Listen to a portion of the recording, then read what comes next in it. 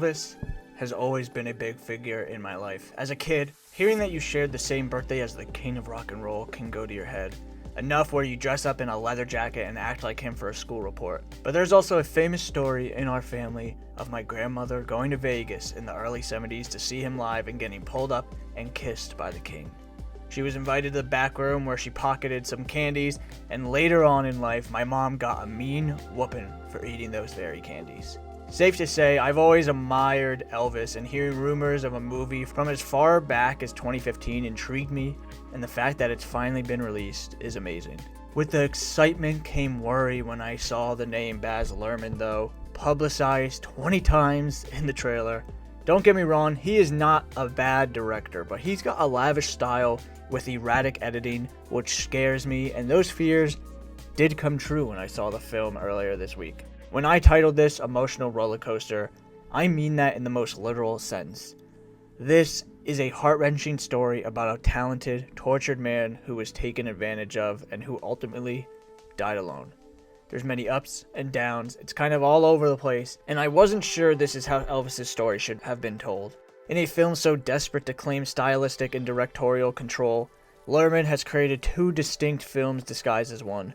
You have the Oscar-winning performance of Butler packaged inside so much unnecessary glitz and fluff that thankfully, it becomes the only thing tattooed on your brain after the movie ends. You can't make heads or tails of the narrative or even the construction of it all, but it does just enough flashing for an audience to be entertained. The editing in the first 30-40 minutes almost killed this movie for me. If he didn't slow down the incessant fast-moving clips, I would have gotten sick. Baz Luhrmann couldn't back off with his editing, but the last two acts do more than make up for the nauseating roller coaster presented in the first quarter of the film. Austin Butler, on the other hand, easily overcomes the fact that he doesn't really look or sound like Presley with pure charisma, giving Baz, the hero he longs for, a mostly uncomplicated worship of the perfect rock star. Harsh edges are sanded off, drug use, adultery, and weight gain are just lip service, and we get a story streamlined to focus on a natural talent, one who mixtaped black gospel and R&B with rockabilly energy to generate the sound of an era, all while being exploited by a leeching villainy of a carnival barking promoter, Colonel Tom Parker. Tom Hanks does great with this role he was given. He gives off the antagonist feel of a villain, which is refreshing, especially for a musical. It feels like you are watching the real thing. Whether it be the recreated sets or the accurate portrayal of real life events, you can get a sense of the story. But of course, it is not perfect.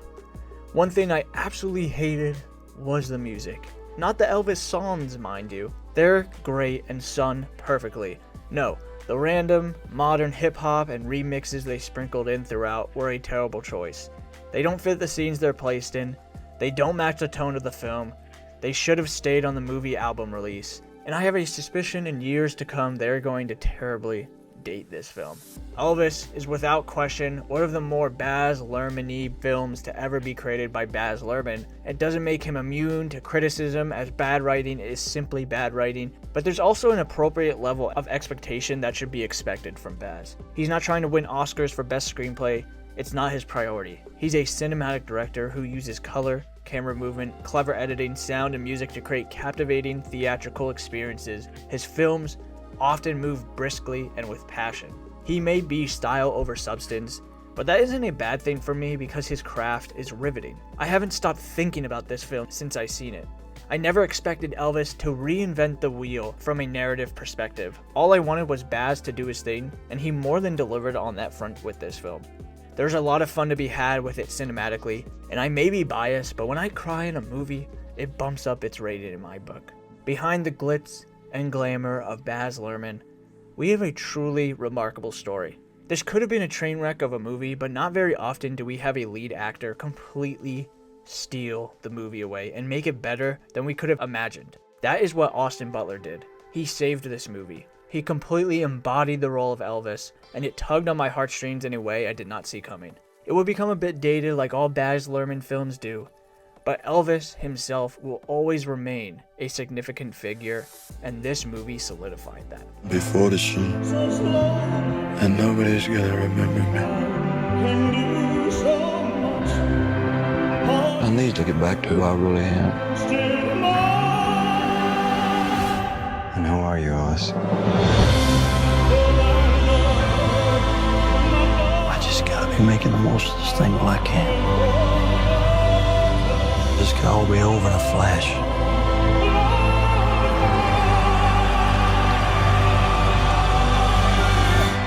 We are the same, you and I.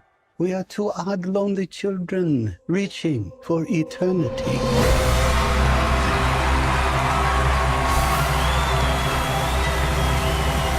The greatest show on earth. Tune in every Friday for new movie videos. Please like, share, and subscribe.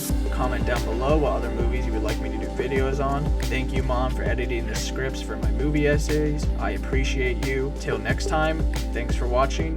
Catch you on the flip side.